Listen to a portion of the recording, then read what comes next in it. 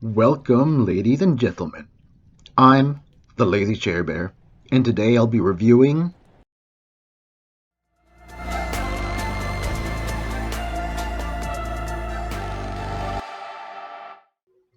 Ball Pit is a top-down shooter action-adventure game. It combines the game mechanics from several different types of games, like the old-school Pong games, to city creator games. It's a mishmash of many different types of genres, but it's all done in a very synergistic and complementing way. Ball Pit's combat combines the ball shooting mechanics of the Pong games with the leveling system of Vampire Survivors, where every time you collect enough crystals, you level up, and then get 3 random choices. You can choose between 3 different ball types, or 3 different passive types, and sometimes a mix of both.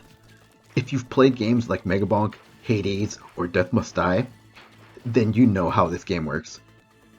In the beginning, you'll only have one character unlocked, the Warrior. The Warrior has all the default mechanics you would expect for the first playable character.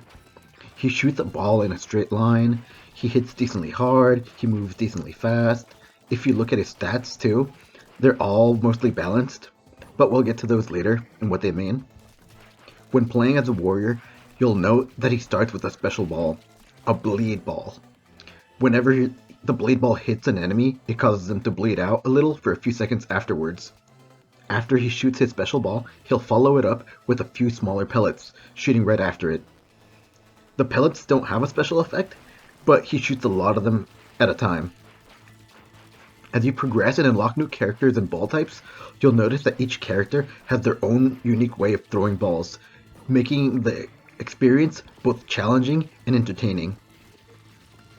When I first saw Ball Pit, I was hesitant to try it out. Something about just how it looks put me off for some reason. It took me a while, but after hearing so many good things about it, I finally gave it a shot and ended up really enjoying the game. Ball Pit has a gritty, pixelated art style, from its dusty stages to its amber-tinted central hub. The shading on the game really gives it a grounded feel. It really feels like you're a pioneer building a new town at the edge of an enigmatic hole in the ground. The character's hardened looks fit in just perfectly with the tone of the game. The only thing I didn't like about it was the lack of mini-boss variety in the early game. There are 2 mini-bosses in every level.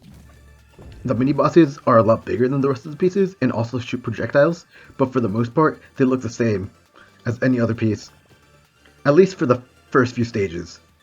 A pointed square for the first mini-boss and a triangle-shaped one for the second one. As you progress through the middle stages, this changes completely. They start introducing completely unique mini-bosses as well, so it's not that big of a deal afterwards. The normal enemies also come in many different shapes and sizes. In the early games, most of them are square-shaped, but as you progress through that level, they start appearing in L-shaped, in large rectangles, and even stacked on top of each other. They also do different things in each stage, so that's pretty cool. Enemies also get an exclamation mark whenever they're about to attack. Well, at least when they're about to reach your side of the stage. They give you about a 5-second warning, which is pretty nice. The enemies that shoot projectiles, on the other hand, they shoot instantly, but they're slow-moving projectiles that are easy enough to dodge, especially when it comes to the mushrooms. The mushrooms shoot mortar-like projectiles that leave dark circles on the ground, which indicate where it will hit. It's extremely easy to dodge. The bosses are all unique and have special attack patterns and unique movement patterns too. The attacks are clearer and easily visible. The hitboxes are kind of wonky, but it's in the player's favor, meaning that the hitboxes on the enemy projectiles are smaller than they appear. They masterfully interlock and complement each other, making their art style extremely memorable. 5 out of 5 stars for graphical style. Moving on to the gameplay. The main gameplay loop of Ball Pit is shooting enemies with your balls. alright. It's much more than that. The first character you get, the warrior, throws balls in a straight line. The Archie finger He shoots balls in a wavy manner in front of you, and the Repentant, on the other hand, he shoots balls in a straight manner like the Warrior, but whenever they hit the back of the screen, they immediately return to the player and hit any enemy in their way. Each character in Ball Pit has their own unique way of throwing balls. They also have their own unique starting ball. The Warrior, for example, starts with a blade ball. There are many different types of balls in Ball Pit, each one having its own unique special effect attached to it. From the simple burn ball that sets enemies on fire to the crazy lights out ball that hits every enemy on the screen and inflicts a deadly virus that spreads to nearby enemies. Once you level up a ball to level 3, you can either evolve it using another compatible ball at level 3, or you can fuse it together to combine their effects. There are hundreds, if not thousands, of possible ball combinations, each with their own unique effects. Alongside the main balls, they also shoot little pellets. The pellets don't have a special effect, but they shoot a lot of them after the main ball. These small pellets can also be upgraded using some passive items in the level up shop. The other way to increase the damage of balls and pellets is to level up. At the end of each stage, whether you die or beat it, the character will gain some levels. Each level you gain will increase their stats. Strength to increase the ball damage, leadership to increase the pellet damage, and intelligence to increase their special effect damage. There's a few more attributes in there relating to HP and speed and crit chance. Each character will also lean towards a specific attribute. For example, the Warrior. When you first start playing, his stats are pretty much balanced out.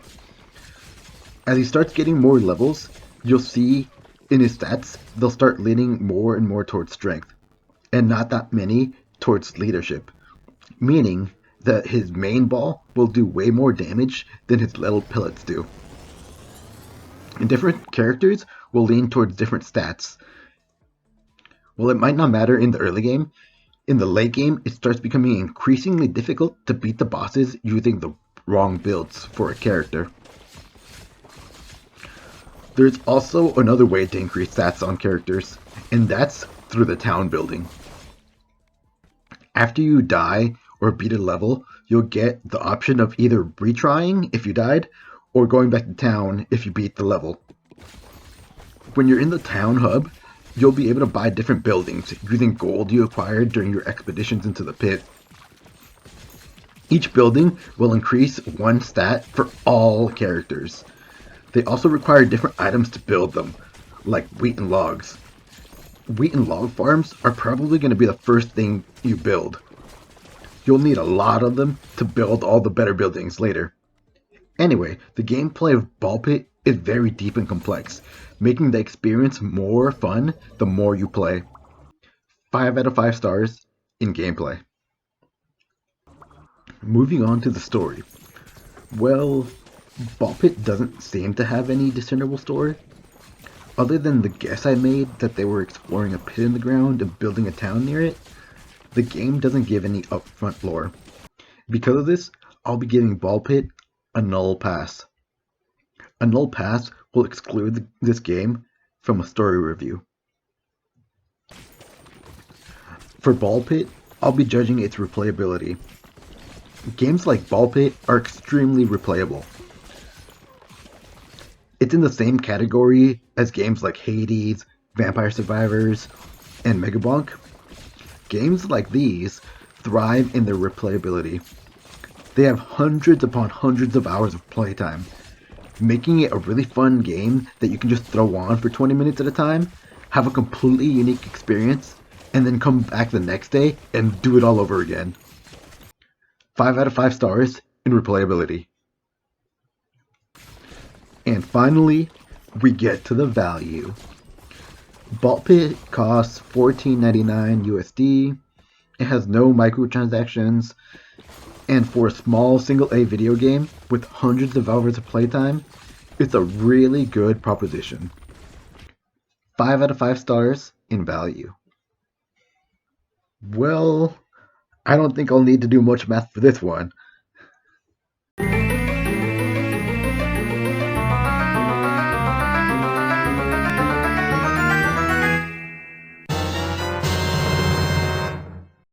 Wow. This is the first time I've given a game a 5 stars. Well, it's not a true 5 stars. It's a 5 stars with a null pass. But still, excluding the story, the rest of the game was perfect.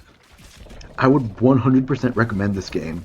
If it even remotely catches your attention, then get it. It's extremely fun, and even now I want to keep playing it. But it's time for me to wrap this up. And that's my review of Ball Pit. Like and subscribe if you enjoyed the video. Leave your comments down below. And as always, thank you for watching. And now it's time for me to sit back, relax, eat some honey, and pass out.